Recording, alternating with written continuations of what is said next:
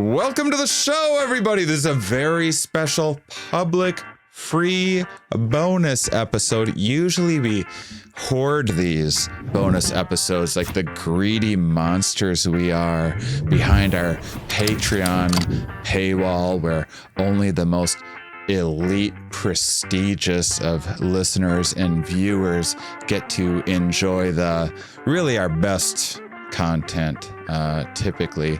But once in a while we throw a bunch of we especially with the monthly, so we have a weekly art episode, but then we have a monthly full episode where we always try to do little different things.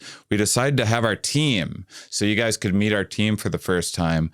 Matt, McCool, and Rhianna, the hippie witch Andrews, working behind the scenes. And then after we recorded it, we were just going to have our Patreon people who support us in our behind the scenes watch. And then we were like, we have these kids in the dungeon all day working for us, and we might as well let them see the light of day for just one time. We promise not to get out of control or start treating our employees overly fairly, but this one little taste of freedom, I think, is something that they deserve. So we hope you guys enjoy it.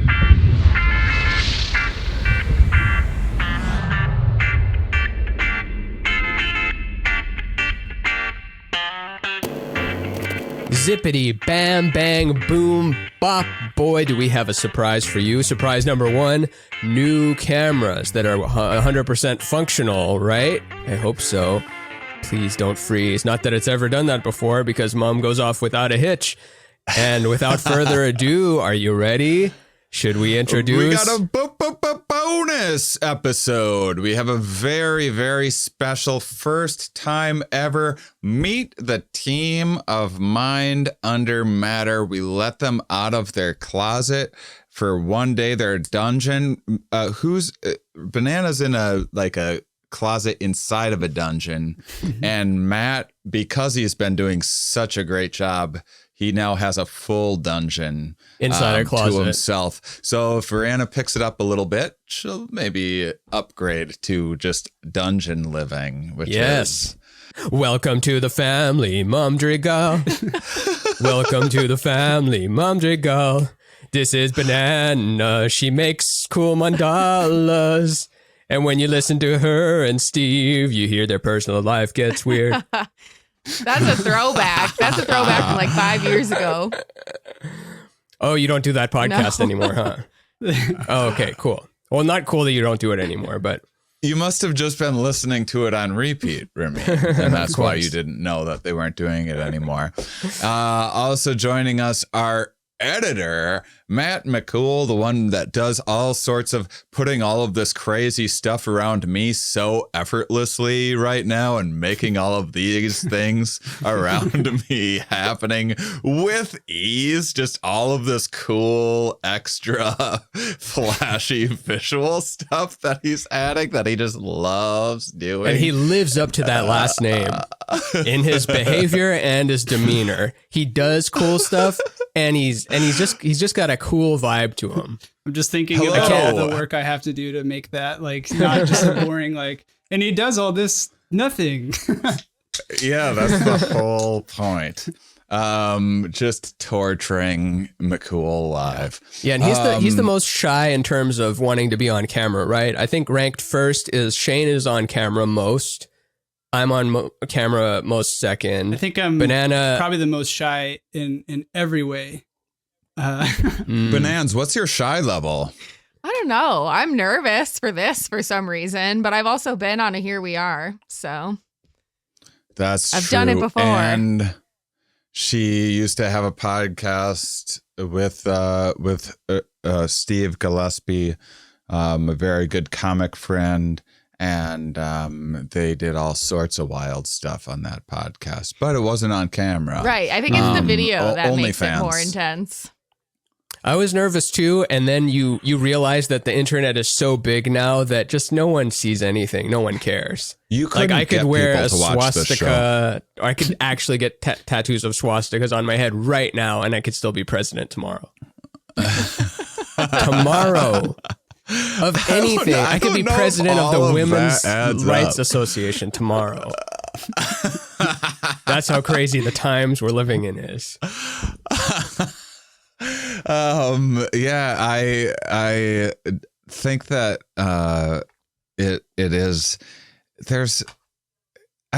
To me, there's something that when you hit record, like just things turn on. I don't know if it's adrenaline or what, but I'm always usually if you saw my face after we stopped recording, usually when we stop recording, I just go, oh, God.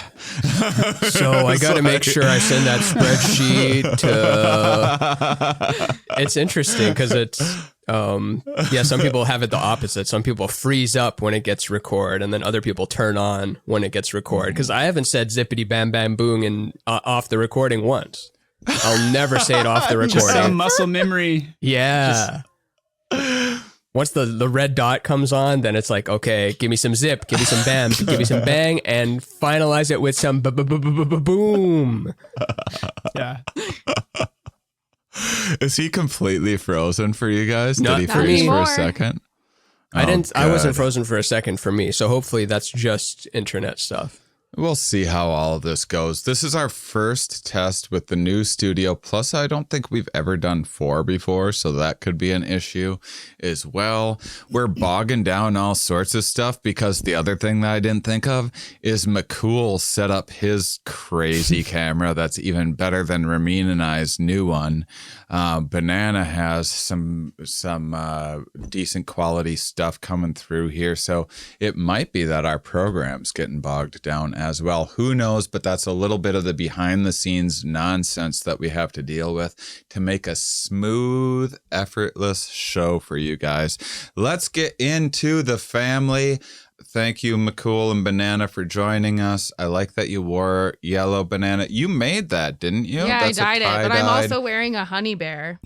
I'm like too low. Oh, nice. I'm wearing a honey bear too. Honey bear. You know what I was me thinking too. today? I was like, why do we even sell honey bear shirts? We should have a shirt that only, like, if you're at a certain level, that's the only way you can get the shirt. There's that you've been at a certain level for a certain amount of time, so it's a real status flex. Yeah, artificial scarcity. I'm into like it. a less than straight jacket. Yeah. Yeah. Kind of. Yes. Yeah, Sleeves yeah. torn off, straight jacket. Like, yeah, poor man's straight jacket. Yeah. A poor man's straight jacket has never been said before. All right. First of all, I want to do McCool first. That's who I have a series of questions. I didn't know we were going to get quizzed. Yeah, you're going to get quizzed. What do you mean? He ran through these all with me. I'm totally prepared for this. He didn't ask you all these before? Nope. I came in blind. I want to know, I'm speaking for the audience. Last name, Matt McCool. Is McCool a real name? Yes or no? Totally my real last name. So my dad, when he was born, his last name was Fullenweiner. And then when they were 3, his mom remarried to some guy named McCool, and they just all changed their name to McCool. So I could have been Matthew Fullenweiner. But if he wasn't what half, an opposite. if he wasn't, I know. So, like Feeling wiener? Fullenweiner, yeah. So Like that's on your German. birth certificate? Yeah. Matt McCool? No, wait, what's on your birth certificate? Matt McCool. Oh, I've your only ever dad's been- my dad's dad, birth yeah, certificate was different, and then he changed it at 3. Right. So, like, if I found out tomorrow, if they were like, you get to either you keep Mauss or you can change it to McCool because of a weird situation with your parents, I'd be like, I'm going McCool. I'm Yeah. Shane McCool. Well, he was now. 3. He didn't have a choice. I'm doing that regardless. Still. Yeah, what a great fate. It's so funny though, because people think it's fake. And it's like, if that were fake, like the level of like creativity to think of like, cause I've had the like McLovin joke thrown at me my whole life, you know, and it's like, Love it. it's like, if I thought of a name, I would probably think of something a little more like, that's embarrassing if it was like not really McCool, but I just like wanted people to think it was, you know? Yeah. Who did it in the first place? Because there's like, what an interesting. I still love that idea of like the Ellis Island, where in certain cases they would just give you a name. You'd show up and you'd like look a certain way and like, what do you do? You're you're a Smith. And then like they threw a bunch of Johnsons out there. And then like if you smelled weird, you'd get a weird name or whatever. And then some person, they were just like Stinkenhauser. Stinkenhauser. Yeah. If they smelled weird, you got McCool's dad's first name. Which Stench. was what again? Fullenweiner. But I think it's also like a lot of names that they just couldn't spell. They wrote down however they thought, and then it changed how they pronounced it, and it stuck. So imagine. Actually, I don't know what our like original, because I'm pretty sure the word cool didn't mean cool back when McCool meant McCool, you know? Yeah. And I think MC, like McDonald's, I think it means like son of. So there's probably at one point just a cool. And then the son of that guy was McCool. Nice. Because there must have been like, we did the St. Patrick's Day episode too, and I was reading up on all the flotillas from the potato famine, just people cramming into boats, no space. Something like a quarter of the people would just die on the boat, and they just chuck them overboard in the ocean. They'd weigh them down for some reason too. I guess they must have been like, well, there's going to be so many of people dying and being thrown overboard that we don't want just like bodies floating around all over the ocean. So we'll sink them. Like that's how many bodies they thought they're going to be throwing overboard. And then you get through, I think it was weeks, you'd be on a boat, just people dying and festering around you. And then you'd still have to get off one of those boats with such a swagger that they would be like, that's a McCool right there. What was it like growing up? The whole hour is going to be dedicated to your last name, by the way. What was it like growing up with the name McCool before the movie came out with the McLovin? I mean, you know how little kids are. They'll make fun of anything, even if it's cool, especially if it's cool. So I was Mick not cool, Mick never was cool, Mick never will be cool, Mick wishes he was cool. You know, all of those. Did you ever cry about your last name? No. I remember crying. I'm surprised McLame didn't come up. They never did McLame. Yeah. I mean, well, on the internet, I've had McLame, but never in person. Okay, and why would you get that on the internet? Who would attack you on the internet? Nobody's attacking me. Like if they just like see a name and they're like, the name is what they're making fun of. Never me. Gotcha. No. If they're coming after you, I'll take my whole army of people, whoever wants to fight, to do it. Not that I've ever asked them of that, nor would they agree to it. But that's why they're such a formidable army, because they trust their leader to not just toss them into random battles that don't matter. Yeah. Yeah. Rhianna, tell us about all of the grief with your name. How many years did you work for me before I got your name right? 50% That's my fault, of the time. Because everyone just mispronounces it. And ever since Rhianna, everybody just calls me Rhianna. I had a gym teacher call me Rena for 3 years. So I just gave up. I just gave up on correcting people. And I was like, as long as I know you're talking to me, I'll answer you. I don't care. Ramin understands you. Ramin feels your pain. Exactly. So you called me Rhianna forever, and I just let it go. And then eventually we had worked together long enough where I was like, we should probably know each other's fix names. This. Yeah. Did you call a specific meeting for just that? Yeah. It was and I told him, I was like, it rhymes with banana. And I guess it's just easier to call me Banana now. Yeah. Yeah, and yellow looks good on you. I don't know if you consider yellow your color, but it's meant to be. You're meant to be banana. Mm-hmm. What if they're English though? What if they're like, hello, Rhianna? Yeah, exactly. And That's then why I don't correct that's okay? people. Okay. I'm like, you're in the right. Rena, though? But also, I heard Yeah, Rena. That's awful. Like, I get Sean sometimes, and getting Rhianna, that's not so bad. But Rena, that's like renal. That's like renal failure or something. That's such a gross. Well, I didn't think about it that way, but now I will. Yeah. what's renal? Is that like anal, but something, like it's part of something the terrible. I don't know. Is it a dick hole or something? I don't know what renal. No, that's urethra. That's Isn't my there urethra. a renal thing? I don't know. It just sounds medical. Yeah, null. Anything with blank null. It's relating to the kidneys. Ah, I always just renal. assume. I spend a lot of time thinking about the urethra and male or female or both. mine right. in particular. I got a lot of urethra fears. You're afraid it's gonna run away and not call anymore, or not call you when you're old. just the urethra. Yeah, the balls keep in touch, but the thruh is too busy to talk to his old man. I found out about like parasites that will jump into your dick hole. Oh, when you pee in the and water, yeah. So I won't pee underwater. I pee outside of water. I'll pee into water. What about intermittent burst? The intermittent burst practice, because if you keep a straight stream, they can. But if it's just like a fountain that shoots the stuff in like a Vegas casino.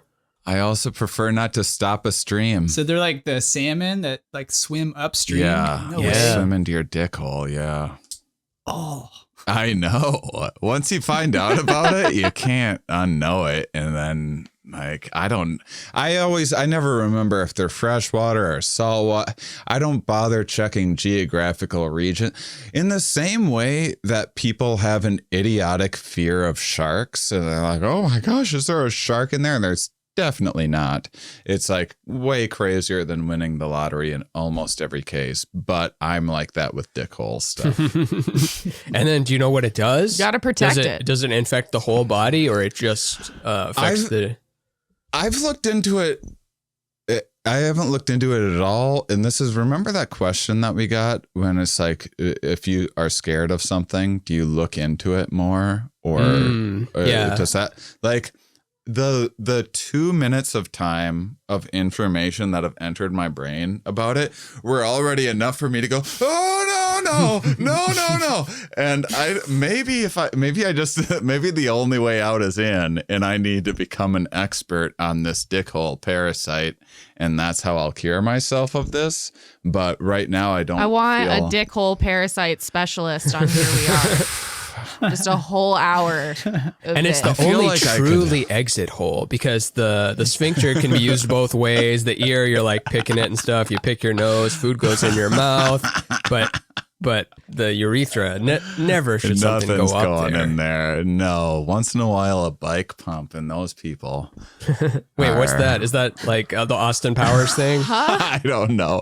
There's another thing that there's. Have you ever seen those Darwin Awards? Of course, yeah. Yeah. I hope to used be to one get those someday. books. And so in the Darwin Awards, there's ones where people die, and then there's ones that are just like crazy.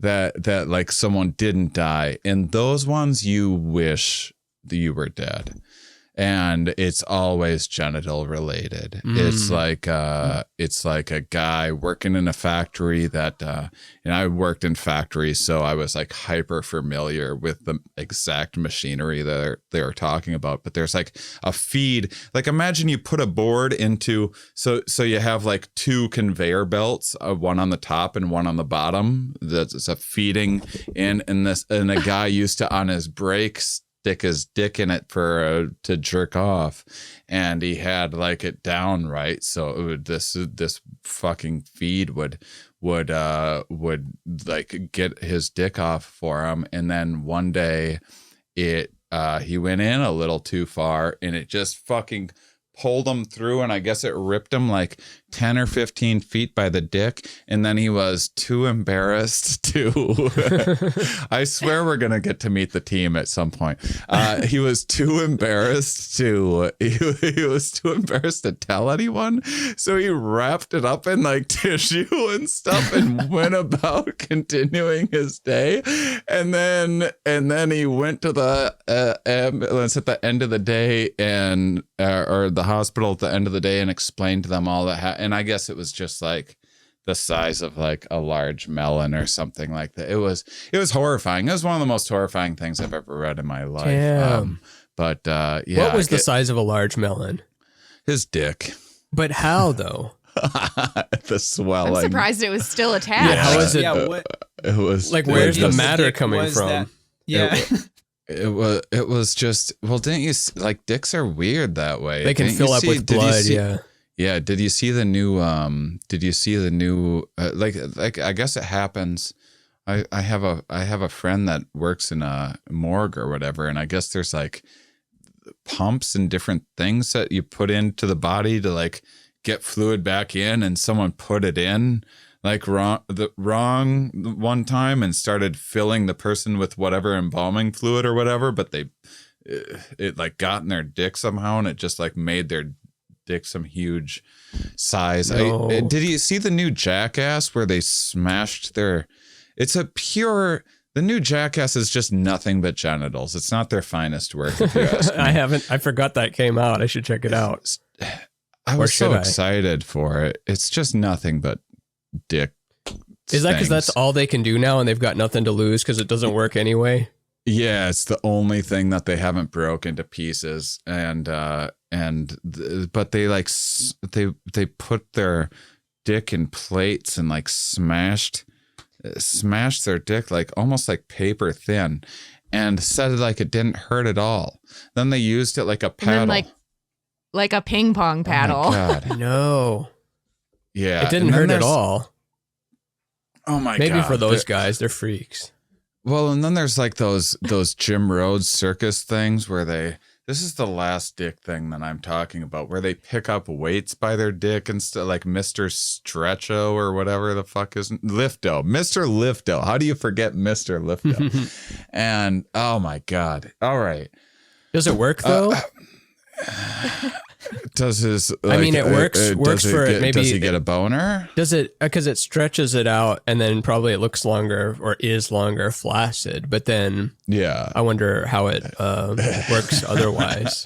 I don't think he discovered the secret to dick enlargement, or everyone would just be picking up weights by their dick piercing. Yeah. So I don't think it actually works out. Oh my God. One day they'll find it. One day they'll find. I've seen way too many horrifying videos of this.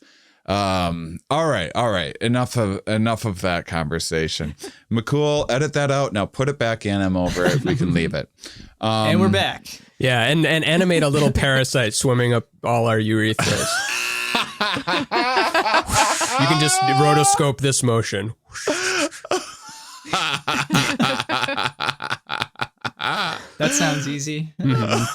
Yeah, you'll be done by next Friday.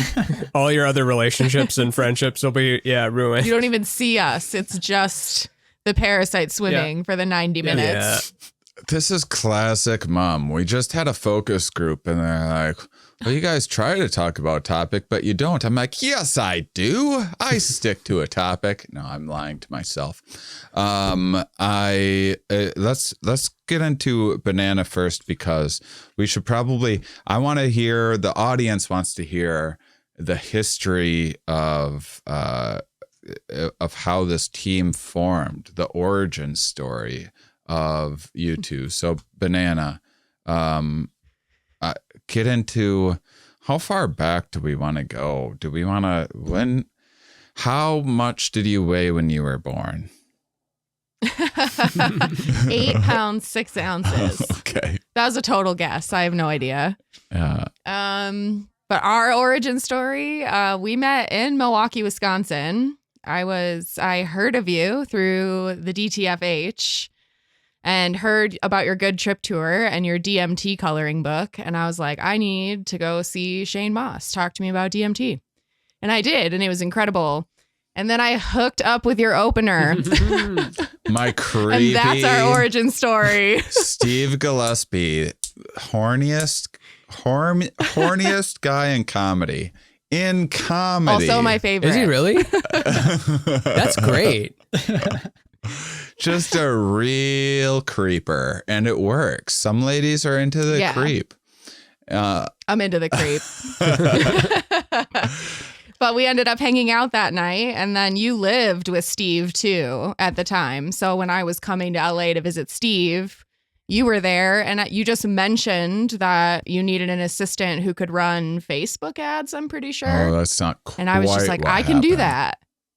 Yeah, I was like, I can do that. So then we started working together in that capacity, and everything just sort of like rolled from there. Like you dropped your manager and asked me if I wanted to manage. So we were like booking tours and updating everything online and finding guests for Stand Up Science eventually. And then COVID happened, and now I'm a podcast social media manager. Welcome. So well, it all happened at the same time. It was I had booked I started doing I had gotten on Pete Holmes' show talking about and he asked me about I was going on to talk about my album My Big Break that had just came out, and then we ended up talking about DMT just as a tangent. And once we started talking about DMT, it just monopolized the whole episode. And then my agent at the time, that was some big agency in New York that I don't even remember the name of now, but they managed Pete as well and me. And so she had listened, and she was like, what is that DMT stuff? That was so interesting. I'm like, well, I do have a boatload of psychedelic material that I've always been meaning to do a show about, but I figure I'd need to be bigger or something. And then that was the first time I started doing indie stuff. The audience has maybe heard me talking about this already in the past. And then it was her idea to be like, we should do like a 30-city tour. And then, so I was like, all right, 30-city tour, because it was selling out in every little music venue that I was doing it. And then I started lining up promotion and podcasts and all of these things to promote it. And this is at the time, and then it's like fall of 2016, and this is right when Rhianna then moved into LA, moved in with Steve in LA, who I was living with at the time in the Bro Pad, which is where I went from, after breaking my feet, I went from my beautiful Malibu apartment to just this rundown, revolving door of just the down and out comedians. And the home for wayward bros is what Dave Wade always called it. And I loved the Bro House. It was a lot of fun. And it was good company. And it was a big house. So I was going through, and my agent was doing such a bad job of booking the tour that she wanted to put together that I had to take it all over. And I started booking things, and I'm like frantically. And then once I got good at it, I was just like, fuck it, I'm going to add 60 cities to this and book them all myself. And then she was so bad that I would book the gigs, and she wouldn't even just like, it would take her a month to send the contract for the gig, which like that should be a thing that takes an hour. And so I'm at home one day about to start the tour, and Banana's there, and she is, and I'm like, what do you have a job yet or anything? And she's like, oh, I haven't gotten a job. She just gotten there. I was like, do you want a job?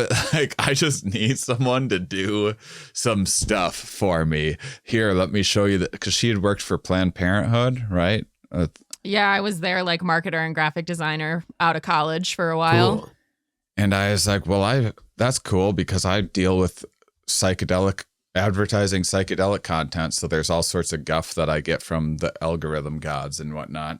So she started doing that for like 5 hours a week. And then I dumped my agent at the time that wasn't doing anything. And I'm like, do you want to book my shows too? I'll just teach you what I learned in 2 months. It's not that hard, really, as long as you're making everyone money. And then I just kept on giving her more things to learn, basically. Yep. And now we're here. Yeah. Now I'm on Mum, which didn't even exist. Yeah. Yeah, and shouldn't, by the way, but we will persist. We will never let it die. I guess we'll keep doing it. But it shouldn't exist. But it does, and you'll never take it down.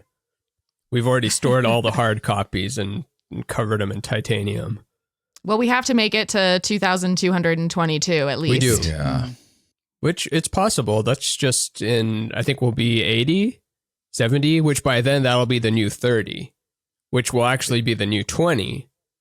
So 22. Yeah, it will be 22 then. 100 will be seen as 22, or it'll be a wasteland, or it'll be the same. No one ever picks that one. They always say the future is going to be perfect Star Trek or dystopian Mad Max wasteland, but what about the same? Anyone thought of that?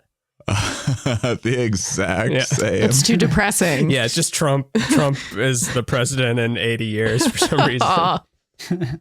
Make it the same forever. Is that your platform? Yeah, keep it all the same. Make America stay the same. The same again. Yeah, I had, so basically like I was doing a 111 city tour, and then I was like too busy to have any time in front of the computer. So I would have like 4 hours on a drive. So it was basically just me dictating to Rhianna for like hours a day, being like, all right, and then I guess we should do this, and like, oh, okay, the bio should do this, let's change this thing, because I just didn't have time to be in front of a computer, so I just talked to Banana and had her do it instead. And then that tour ended, and then I didn't know what to do with my life, because then I went bonkers shortly after. And then I was there for that too. Me too. Or maybe I wasn't right next to you, but I was there virtually. Oh, I was there. I was at that Roger Waters concert. Oh, okay. No, you've got a front row seat then. I don't even have that. Yeah, front row seat to madness. And then I started doing stand-up science. So then Banana had to learn how to book like all the guests for Here We Are, all of the guests for, well, she's already doing it for Here We Are, I think, a little bit. And then all of the guests for stand-up science, which was 2 scientists per show, 3 shows a week. Do you use big names to catch people? Out. Do you go like, hey, this show has been home to guests such as Robert Sapolsky and Dan Ariely and Gad Sad, back when Gad Sad was, I don't know what Gad Sad is up to now, but he seems like a Russell Brand kind of guy that like everything that happens, he has some, like comes on the video and says a take about it. Gad Sad's a shitbag. What's shitbag? Grifter? I don't know. It's just like I don't know. Oh, shitbag. I thought you said ship egg. I'm like, an egg that's on a ship? Like where's it going? He's just a fucking douche. I had him on the show like twice years ago, but then he once he like figured out the Rogan grift and got on there to be like, we're fighting against political correctness. Once he started doing that whole thing, and he just became one of the most annoying human beings that exist. But yeah, no, his name never has gotten any clout within. Who do you use? No scientist respects Gad Sad. He's popular on social media, but no scientists respected him before his Rogan stuff. No scientist has respected him since. He's not a respectable scientist and uses that as like a way of like, I'm being canceled. Like, no one likes you, and you're not a good scientist. You're just not good at your job. Like, we are though. That's it. We are good scientists. What do you use? I use Sapolsky, Dan Ariely, though, and then just a zillion. I just go, hey, I've interviewed 300 some people or whatever. Oh, yeah, quantity have a listen. Too. Find some stuff. Any scientist can go through the Here We Are podcast and find a bunch of people that are colleagues of theirs that have been on the show and and listen to the episodes. So just consistency. Yeah, we do that with comedy podcasts too. It's like, oh, what's this one? Oh, okay, Johnny Pemberton's been on this one. It's at least that level. Yeah. Not that he's an at least, but it's like, no, if it's good enough for him, it's good enough for me. So Banana, what's the ride been like? And then COVID happened. And then then Stand Up Science got going really well. So a good trip was going great. And then I went crazy and everything crashed to a halt. And then Stand Up Science and everything was going really great. And then Head Talks was starting to look really good. And then pandemic happened. And then I went crazy too, double banger. And then so things were tricky for a while. And then Mom happened, and that's been exciting so far, even if it's not moving along as fast as nothing ever moves as fast as you'd like to. Yeah, it shouldn't. So Rhianna, did you go with Shane on the Good Trip tour? Like, were you at each city? Because I saw him in Dallas. No, I didn't follow him around then. I just went to the show in Milwaukee, which is where I lived at the time. Oh, okay. Milwaukee. Yeah. The good land. Yeah. Milwaukee. No. Yeah, I think the Good Trip tour is what introduced me to Ramin's work, because I got that coloring book. Yeah, Like, I have that coloring book like, too. Yeah. That's like how I got introduced to Ramin. How old were you? Were you like 15 years old, McCool, when the Good Trip tour? Did you have to come with your parents? No.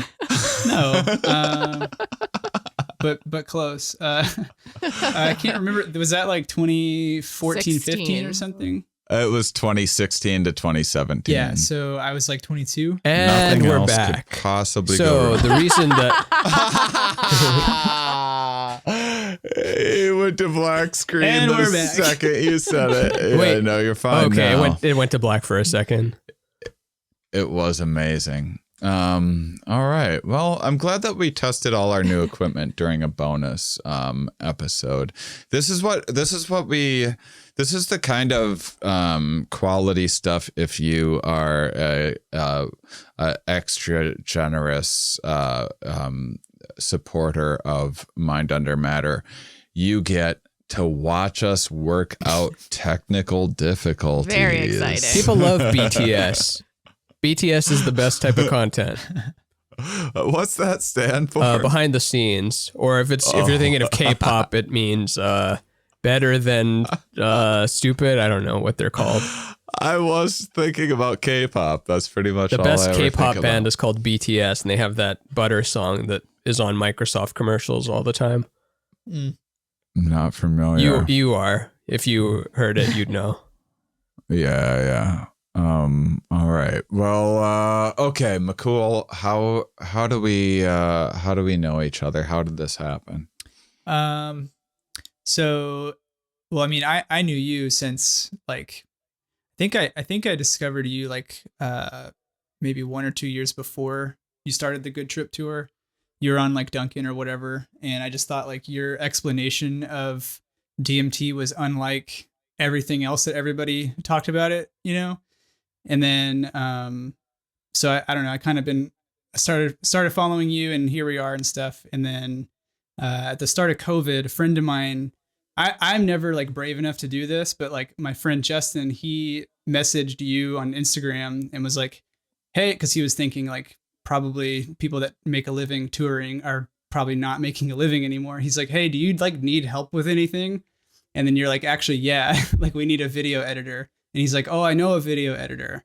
And so I got connected with you, and then slowly kind of started editing Here We Are. And then a year later, we started this show. So been here since day one of Mom.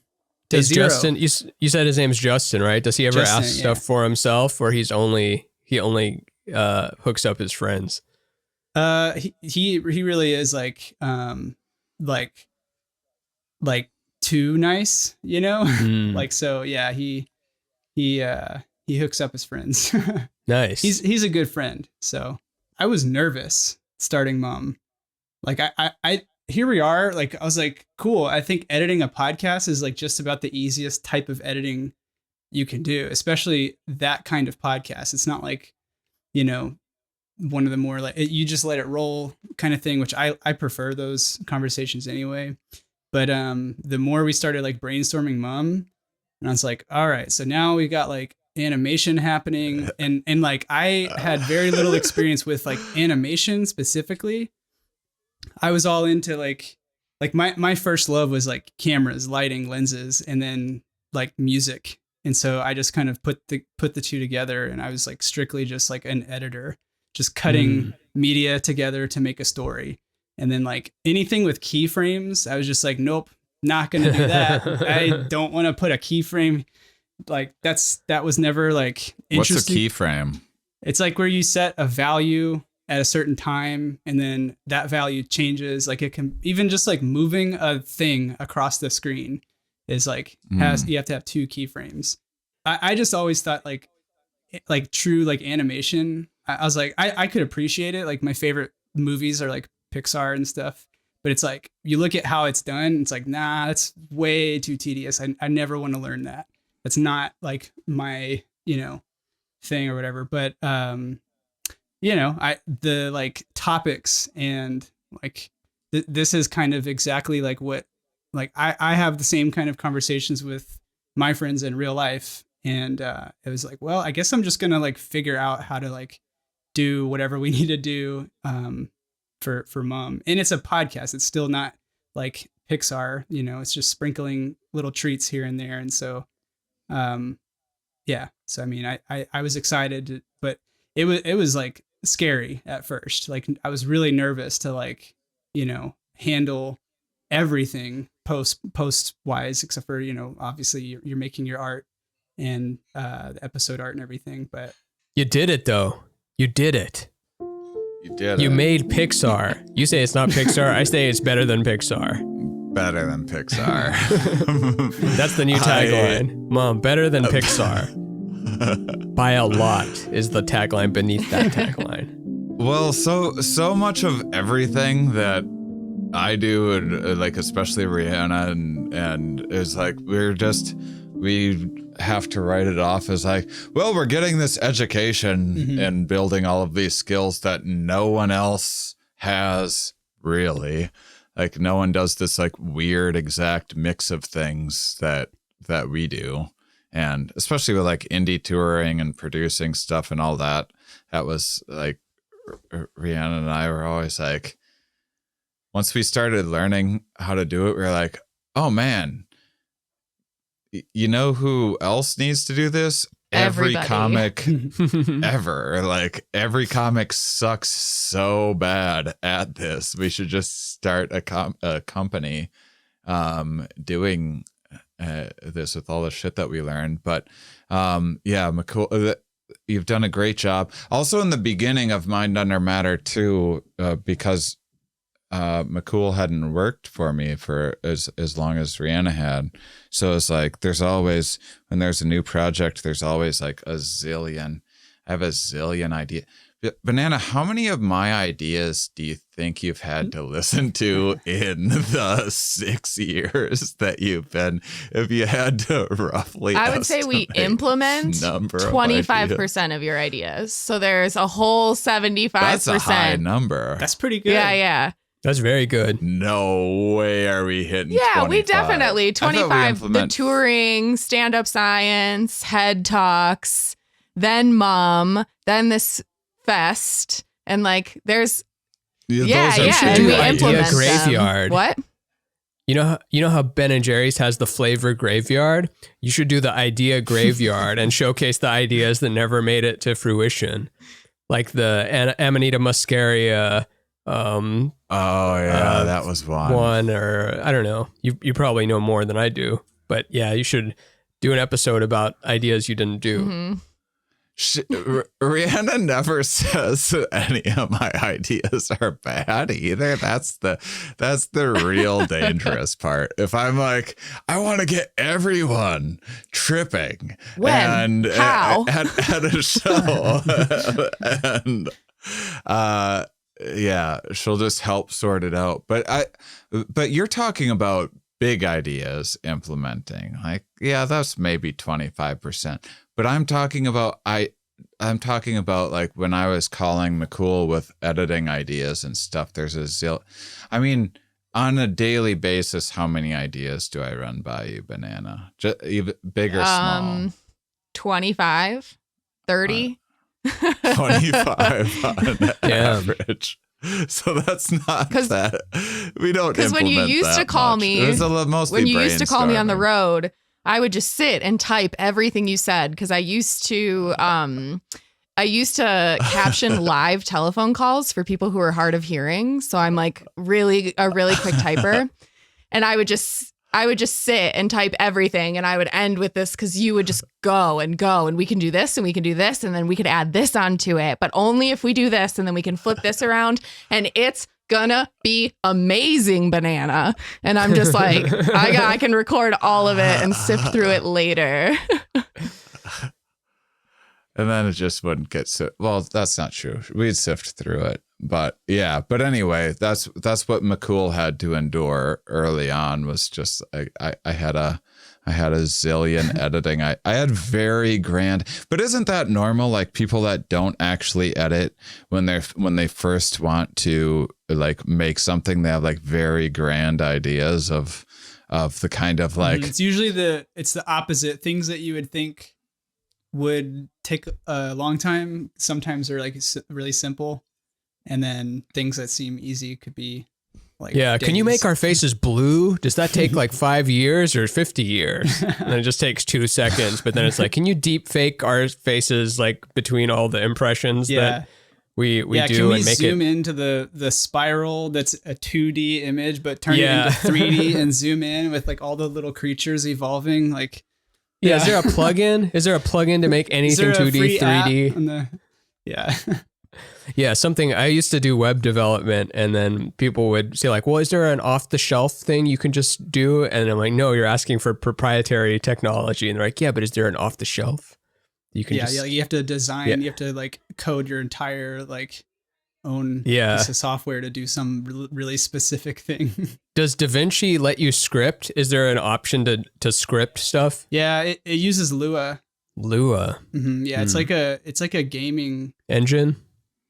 It's a gaming language. From what I know, I don't know. I only know about Lua from Resolve, but you can make plugins without knowing like coding. Like every like I have a whole like package of different transitions and effects for Mum that I just made, and let's do one now. Can you just quick throw all the packages in all of our things at the exact same time? Oh look, I've got dinosaur hands now. If you don't want it, if you don't have that plugin, then just leave it as is. Yeah. Yeah. I made a dinosaur button. Like they have the laugh effects or whatever. You have a dinosaur button. Yeah. There's I like. There's certain. Oh, first of all, regarding deepfakes, I saw Kyle Dunnigan does live shows. He has like a thing set up so he can deepfake live. Yeah, in real time. It's amazing. How's he doing that? Because I guess it's just there now, where the same way with you can do it with TikTok filters. As you're recording yourself, you're seeing your face be like the poop emoji or whatever in real time, or face swapping in real time. It's gotten really quick. Yeah, I think the most impressive So I can be a poop emoji? What's that? Right now? Yeah, you could. You can do it on an iPhone. My little nephew, he does it like with like he'll be like a poop emoji or a dinosaur one, and there's fire coming everywhere. It's hilarious. I can't believe it's the quickest reminder that you're in the future, where it's like, oh my God, my brother has a kid and he's not a baby anymore. He's a little kid and his head is transformed into something else, and this is just totally normal to him. It's just like, whatever, it's phone. It's got filters on it, and then my mind is getting blown by it. Yeah, that's the other thing too, because phones can do things like that. Like people think, well, if a phone can do it, then like the professional stuff must do like all this other. It's like, it should. It's so irritating that it doesn't. But usually 'cause- it's like bottom up. Same with like camera hardware. Like the iPhone a long time ago started like doing computational photography, and it's just now making it into like professional cameras. But it's always from the consumer up. That's so weird. Yeah, because when did that change? I guess it's 'Cause it wasn't both, used to because be like they that. figure out they make something really powerful, no matter how big or like, power hungry it is. They just like proof of concept, we can do this. And then they just squish it down, and then they use the small thing to like build another big, huge thing. And they keep doing that. So it's like top and bottom. That's what is like pushing tech forward, I guess. Yeah. Damn, that's so weird. Because one thing I want in the future we gotta figure out how to do that, because we should be deep faking like Terrence McKenna and Jordan Peterson and stuff like that when Ramin's doing impressions. I feel like if it's once it gets easy. If it's not available now, it will be easy. Like certainly a year from now, it'll be easy. And some of the stuff gets taken away because of the ramifications of it. Like I think one was called Reface, and it got shut down in 2020 maybe because people were using it to create involuntary pornography or something. And then it gets shut down for legal reasons. So the tech is there, but then it's like, no, this is why we can't have nice things. The world isn't ready yet. We have to hold it back a bit. I think that's the reason it was taken down. I'm not sure, but I remember I was looking up like, what is the most up-to-date, best deepfake thing? And then everyone is raving about this one that got taken down. Isn't it weird how I might be wrong about this, but if I think that like voice deepfake stuff came after video, it seems like that would be easier, doesn't it? Like audio takes so less, it's like tiny compared to like analyzing, footage and like every frame and like finding the face and like this is Obama's this side of the face and this side of that seems like it would take a longer time than just like a single audio file. But like you can type, like now you can type like, you could put words in anybody's mouth if there's enough out there on the internet. But was it actually harder? Do you think it was harder, or like we didn't prioritize it? Maybe. Yeah, maybe. You think it would be easier? It's like the camera came before the car. That's crazy to me. Like they could capture reality. They capture light before you could go. Just going forward, like, but I don't know. I guess pinhole cameras are like really simple, but still, it seems like you would figure out how to go first. But I guess they had like horses. They didn't have like, we need something that could capture this. They didn't have any like pre-camera thing, just art, Yeah. So I guess the cigarette lighters were invented before matches. That's another one. Yeah, that's less crazy, but the car camera one is pretty wild. Yeah. I heard it from the Streets song, but maybe I think it's true. I looked it up afterwards. Lighters came before matches? Mm-hmm. He said cigarette lighters, right? Yeah. That's crazy. Wow. You can make sense of it in your head. That. I tried a joke. It's such a stupid joke, but like I made a joke once, like when I was in my real one-liners phase of like toast was invented before bread because they like burned it because they couldn't get the bread right. Nice little wholesome joke. That's fun. Yeah, I didn't know how to word it right, so you just sat there in silence. You're like, hey, you're the toast bread guy. How come you're not as famous as Bill Burr?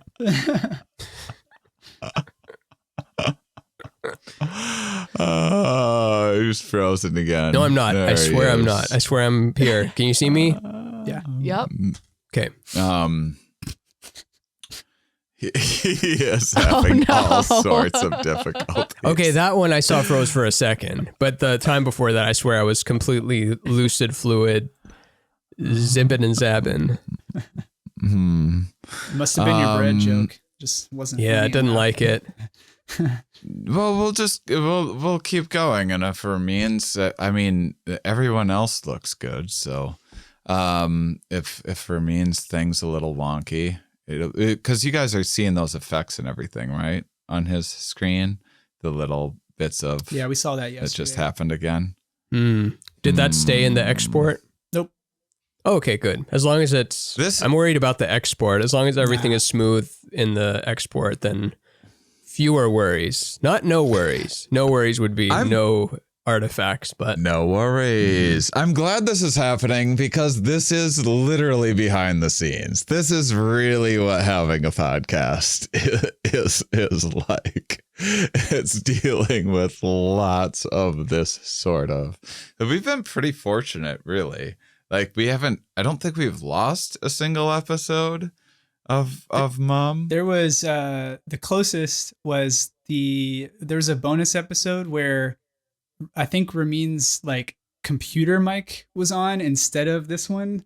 So it was far away and quiet. And the worst part is like, it looks like you had the microphone there, you know? Yeah. So it's like, they don't know what they're doing. They don't. No. But that was the only time anything like that happened. And it was a bonus. So I just double checked that I was using the right mic when I did that, because now it wants to pair with my new camera mic. Definitely don't do that. No, we would have noticed that. It's very clear when you're not using the good mic. Mm-hmm.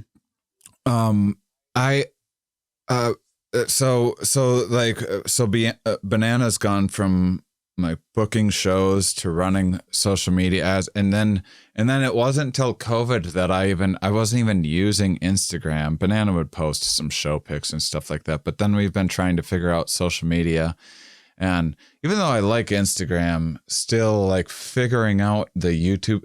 Here's what I do like about marketing is working out the wording of things is actually not that much different than doing stand-up, because you go on stage, you say something, and then they're like, oh, there's like a word that I could change that would make the idea more clear and would make it pop a little more. And I could take this section out. Oh, if I change the order of this, oh, that's interesting. Because that's all psychology, and that's all like editing too. I mean, maybe psychology is beneath the editing as the thing, but I just see it all as editing. Yeah. And like understanding what is in the audience. Like a small example is we put out the music remix episode, and in the description we have a link to the like full playlist. We had to get rid of most of the songs because the music and talk thing, it only lets you do like half music and half talk. And we had like 90% music. So we put the super expanded playlist on my account with a link to it. And in the link, rather than putting like, and here's just the playlist, it was like, oh, we need to say, and here's just the playlist with more music, because you wouldn't know intuitively. You would just think that it's the music from the thing. And as boring as that sounds, like those are the tiny little tweaks in like show descriptions and everything else, especially when Rhianna and I were like, how many times did we like change the good trip description and like ad description and stuff? Do you remember the first one? A certain word. I remember, because people thought you were going to be ripped on stage. People thought you were going to do psychedelics on the show. Put in the FAQ. So then we added the FAQ where it was like, is Shane going to be handing out drugs? No, he's not. Yeah. But you can hand Shane drugs if you want to. Yeah. Yeah. So we'd have to like change those, make it funny. Well, the thing that really stuck out to me was my whole comedy, I think my first comedy bio, which are like painful to write, especially when you're starting and you don't have any credits and you're not used to it and it's embarrassing.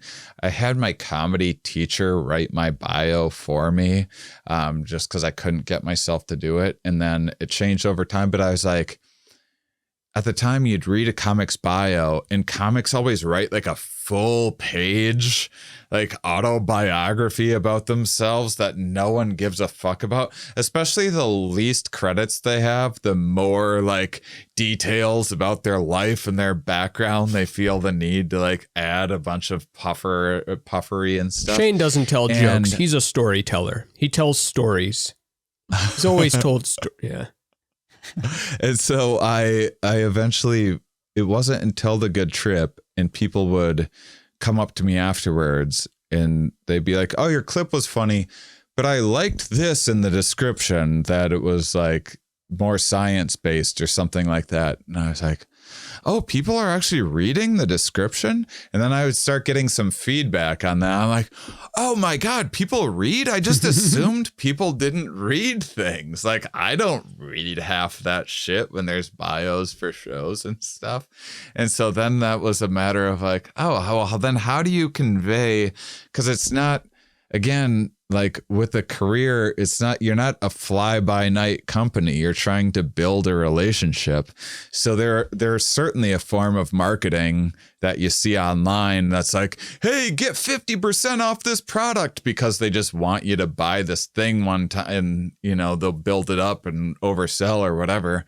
But with a podcast or with anything else, you want to like actually tell people what it is, so they're actually getting what they think that they're going to get, so that they don't like feel burned or whatever else, and do it in a fun way that also, so that part, all that part is kind of way more interesting and fun than I ever would have thought. And like Banana's gotten good at it and everything, and I'm terrible at proofreading, but what I haven't found any amount of fun and figuring out algorithms and hashtags and all of the shit that like people just figure out how to game some certain thing and then they just blow up on YouTube because of it.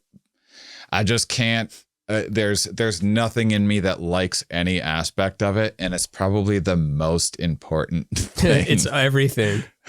Did I tell you about Mr. Beast and how he has a group of, or when he first started? So Mr. Beast is that guy that's the most popular YouTuber. He's #1 in views and everything. And he had a group of like a dozen or so friends that would make mistakes and then compare notes together on what they did for the algorithm and thumbnails and titles and tags and stuff. So they would like 10x their research by sharing what they knew. Like, no, don't try that. So they would all help each other come up with that. And it helps. This is kind of being making excuses for myself, but I think it does help that they're young and they grew up with YouTube being it. Like YouTube was what TV was for us. Whereas we grew up with TV, we saw YouTube as this little dinky thing that wasn't seen as legitimate, and then it became legitimate so gradually that we're like, oh shit, we should have invested in YouTube instead of trying to get on Netflix and Comedy Central and stuff this whole time. Drats. Well, I won't miss the next one.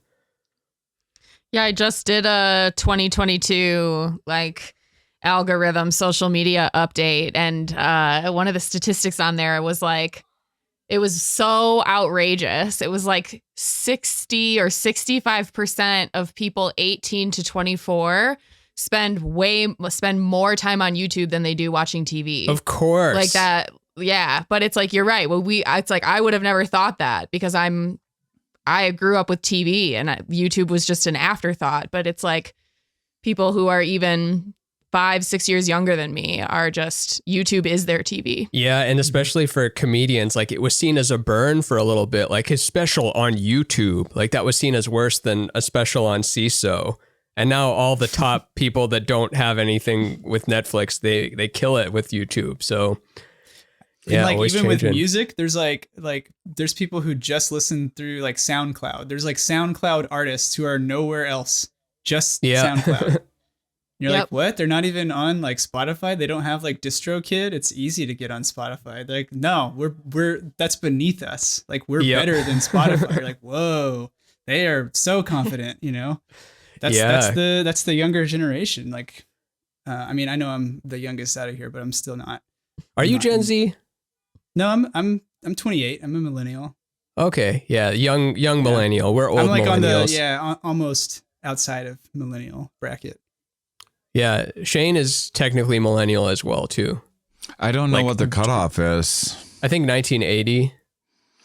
I reject labels, so I don't pay attention. That's very characteristic of upper millennial.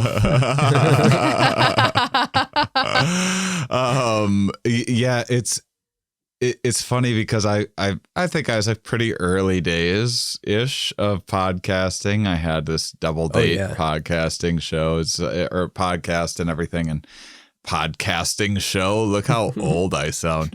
A podcasting show program, a podcasting program, internet program site. And it was so 2 years ago. 2 years ago, I did not, well, maybe a little more. I did not have video at all. And I couldn't even, before COVID, I didn't even understand why anyone would ever watch a pod. Like, it didn't even occur to me. And I think I've mentioned this on the show before, but it's like, oh, I just watch TV different. Like, when I watch TV, I watch TV. I like, here's the show I'm watching to see like every line of the dialogue and what the characters are doing. And so many people just have it on the background when they're doing other things around the house or whatever else, and like half paying attention. And especially with the Spotify thing, and I guess YouTube, Ramin, you were telling me YouTube Premium has the exact same thing where you can toggle between audio and video if you're But that didn't exist. But the ability to toggle between audio and video is like so awesome that that's now a feature. But once the idea opened up in my mind, like, oh, it's on in the background and you can sit and watch and see all of the facial expressions. Like, God damn, it didn't even occur to me that was a thing that would have value at all. And now it's like, Duncan still doesn't have video. I'm like, oh my God, like I'm worried about Duncan. If he doesn't add the video, I'm like, oh my God. He's fine though. I know. I think he got in early enough. Yeah. Yeah, but not to say that he could be fine I'm not saying forever, that talking shit, or I wouldn't say it. I mean, it's just like how much the landscape has changed. Yeah. I mean, people have watched like there's like sport, like hour after the game, they just talk. And people sit and watch that, and that's like older than YouTube and stuff, you know? Yeah. So I mean, even like old movies were just slower. Like it would stay on a shot forever, you know? Like, yeah. So I think in some ways things have sped up, like, but in like it's not that everything has to be really quick and short form. There's just like a place for every different format, I guess. I like this. I think it's a Gary Vee line where it's you'll skip a 5-second video, and you'll also wait in line for like 7 hours to see the new Star Wars or something. That's funny. Yeah. So it's both. It's not all about the quick or all about the long. It's completely context dependent on what your interests are. Right. Even medium content. We still all watch medium content, and it's in history they always thought that one technology would destroy the other. Like if they invent the VCR, no one's going to go to the movie theater anymore. And that wasn't true. And streaming, they thought no one would go to the movies either, or they thought TV would kill radio. And they kind of do. Books. Yeah. Yeah. But they thought books, like, well, you're going to forget everything, right? Yeah. Books was the original TV. Yeah. Like Socrates or whoever. Like, yeah. So proved him wrong. Yeah, so now getting direct Elon Musk content uploads through your Neuralink is going to be seen as bad. And then in 50 years, it's like, come on, it's like books. Get your neural uploads. Banana, is there anything that you like about social media? Or is it just a nightmare? Anything at all? Or first off, I mean, if you're wondering what Banana has to do, you know, like I started this Too Easy Tuesday thing. Like, hey, these things that you don't want to do, but you have to do to get the monkey off your back. Most of my Too Easy Tuesdays, I just ship them off to Banana. She just handles every pain in the ass thing in my life. I just pay someone to be barely to pay to be like depressed for me. Banana's always happier when I'm depressed because I'm not productive, and then when I don't have ideas, and then when I ramp up and I'm excited, that's a nightmare for Banana because that means he believes in stuff again. There's a zillion. Shit, we're gonna be so busy. There's a zillion new things that need to be done. Yeah, like when I haven't heard from you in 3 days, I'm like, oh, are you okay? Yeah. So you hate it because it's just admin? Because it's like just, there's no challenge or fun zhuzh to it? No, it's all challenge, and it's all like invisible challenge. Like you're working with this algorithm that nobody knows or nobody understands how it works, and it is constantly changing.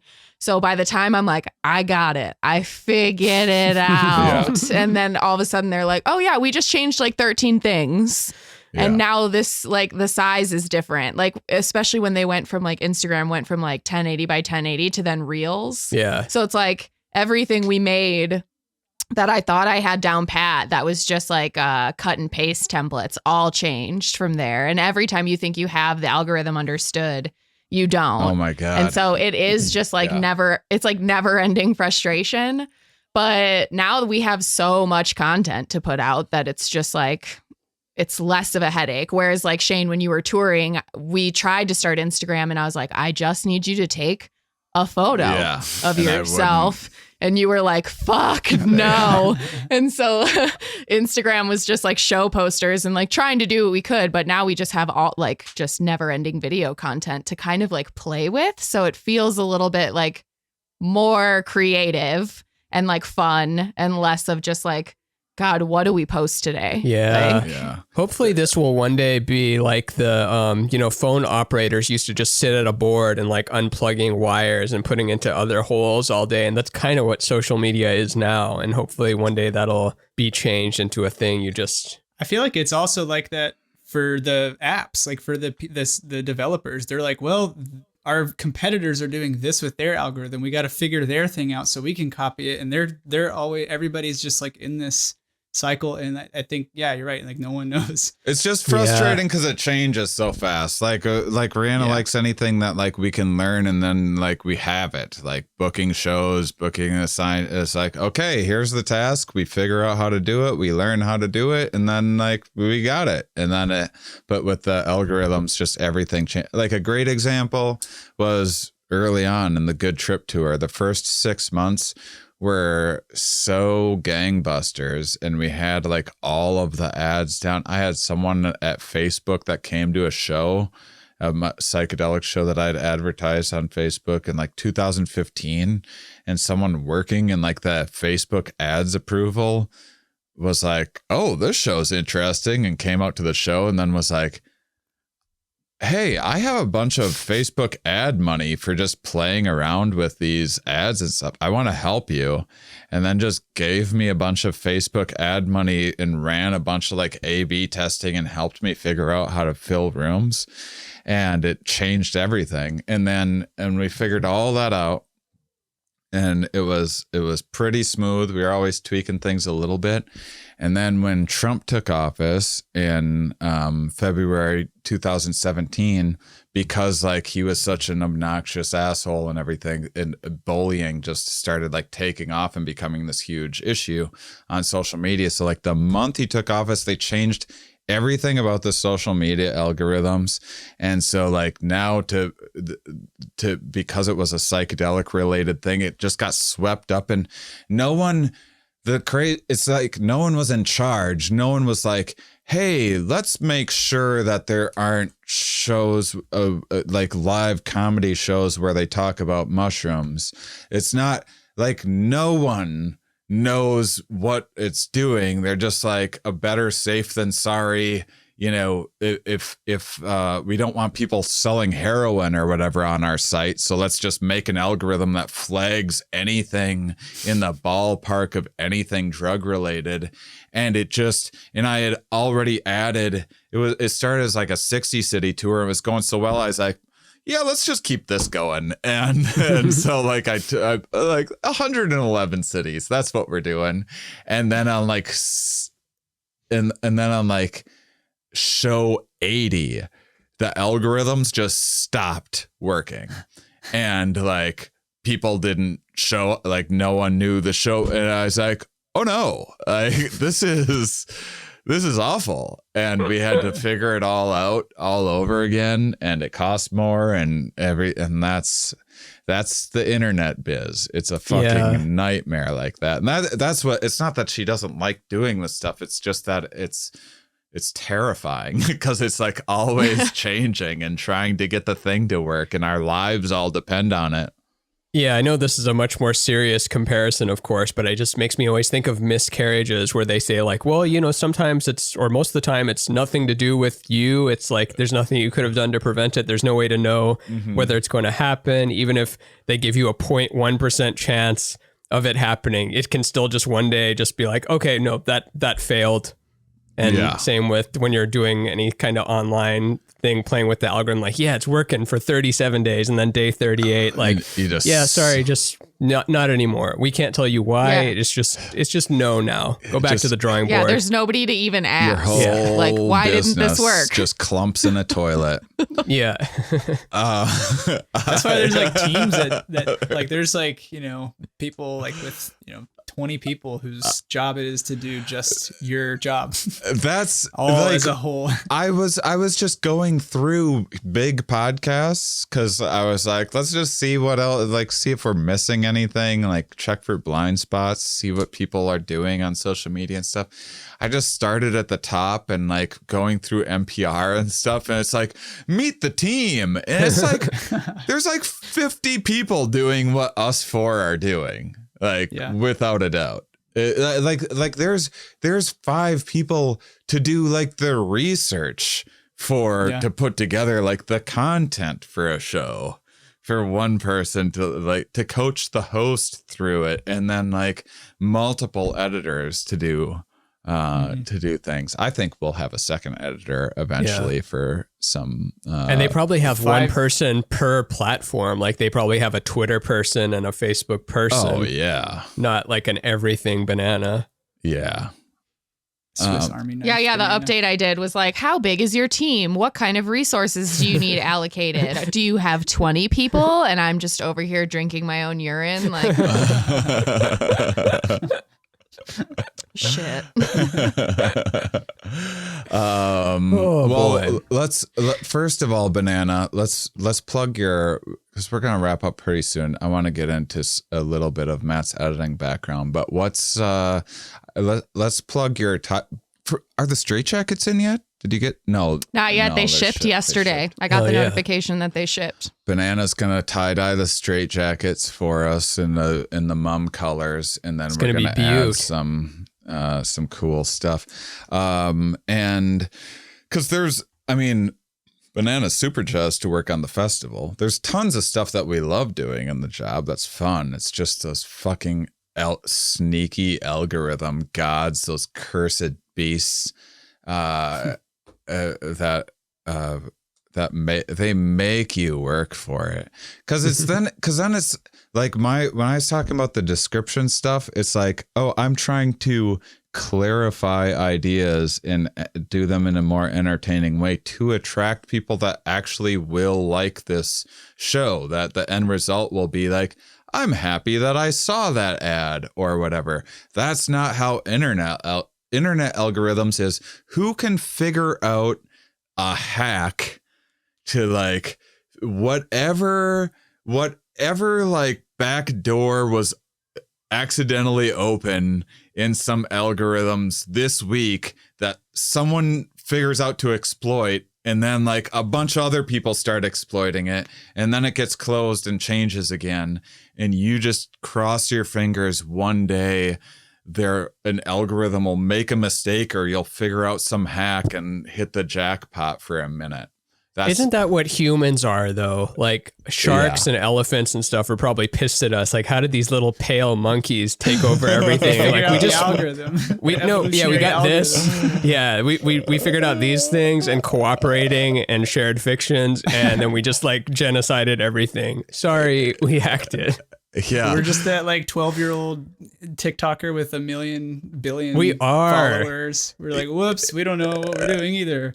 That's our species. Just and now dumb we're apes paying that for were it. like, what if I share? And like evolution never saw that coming. Every other species was like, what do you call that? You have a thing and you give it to other things? No. Save it for later? So Banana, plug all of your awesome art and tell people where to find you on Instagram and all the other stuff. Yeah, I'm most active on Instagram. I make these fabric tapestries, and then I just made this. Ooh. Hell yeah. Those are But beautiful. it's like all crystals. And it's so It's symmetrical. all I crystals. thought you mirrored it until Yeah. I was holding one myself, and I'm like, oh my god, this is all by hand, and it's all like, it's symmetrical at every angle. I've got one on my wall. I've got a hologram sticker of it on my little refrigerator. Yes. I have one of those somewhere.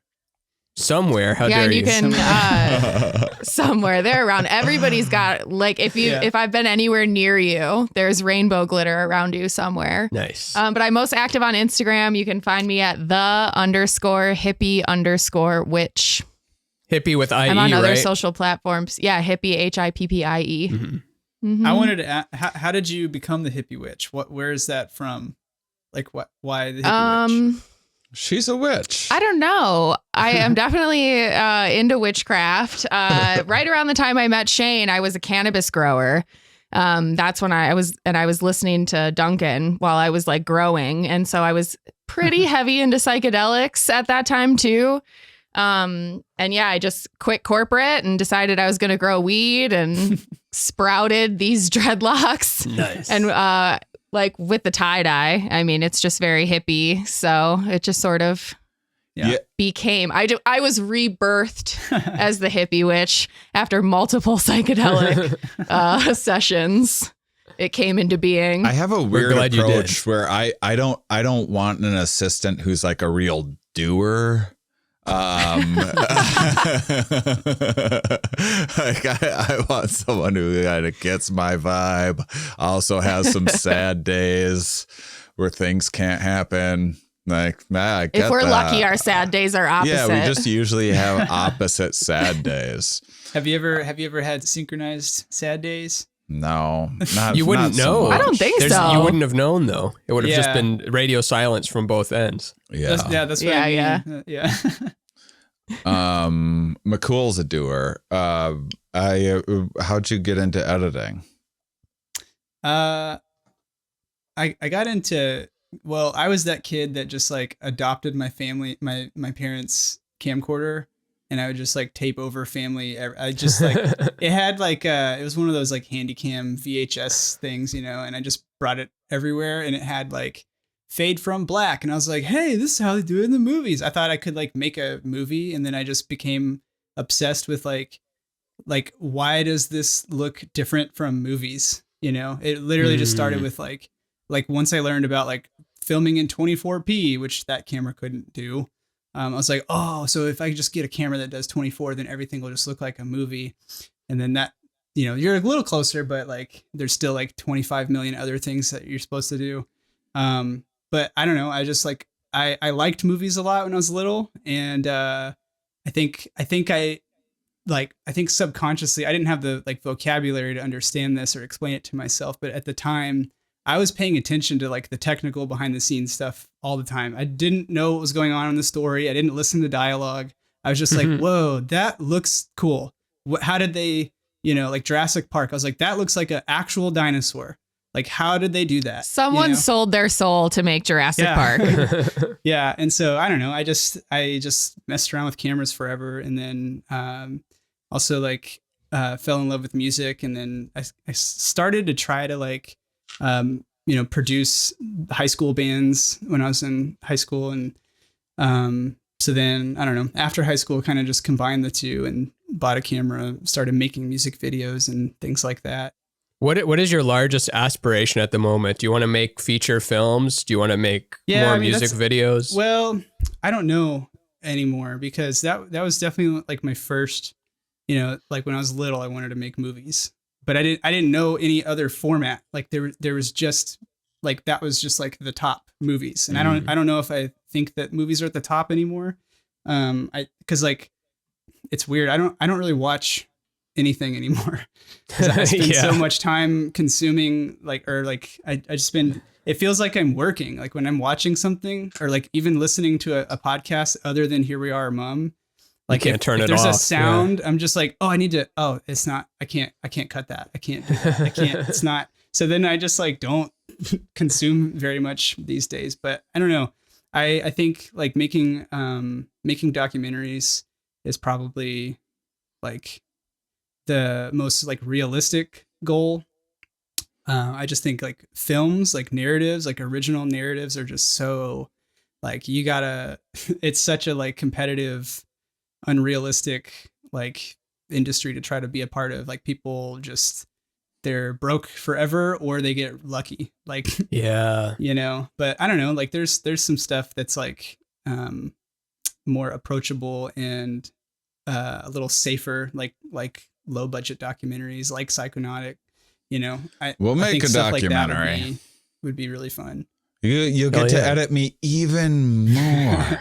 I know you're probably thinking making a documentary about other things and other people, but you get even more of the Mum documentary is going to be spectacular.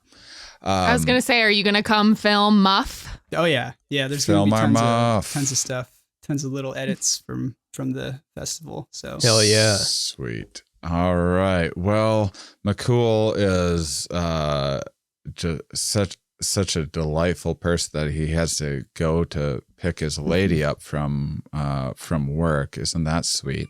So we have to take off. But yeah, that's the team. Thanks for being the team, guys. Thank you guys for being the stars. Yeah. Everyone give us more money so we can give it to them. All the money goes towards them and the urine filtration system, which is not done yet. When it's done, it'll get filtered. We're working on it. All right. Well, until next time. Keep on salivating. Even more, honeys. Ding.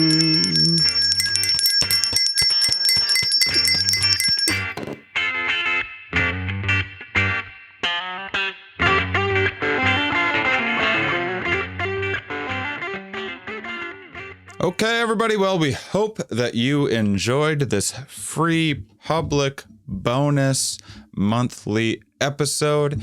If you check us out on Patreon, you get access to not just the monthly bonus episode, but a weekly art episode for only $5.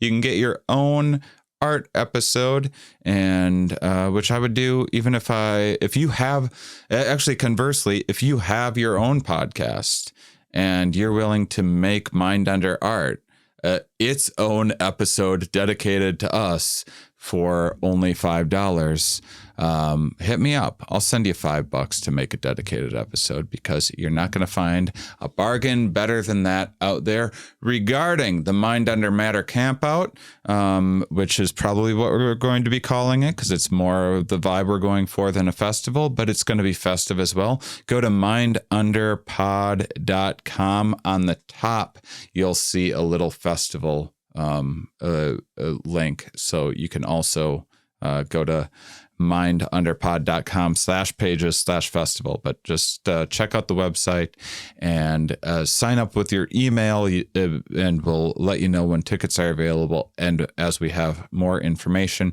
including artist submissions for getting to display your own work at the Campout and things like that. More details soon. Enjoy the rest of your week.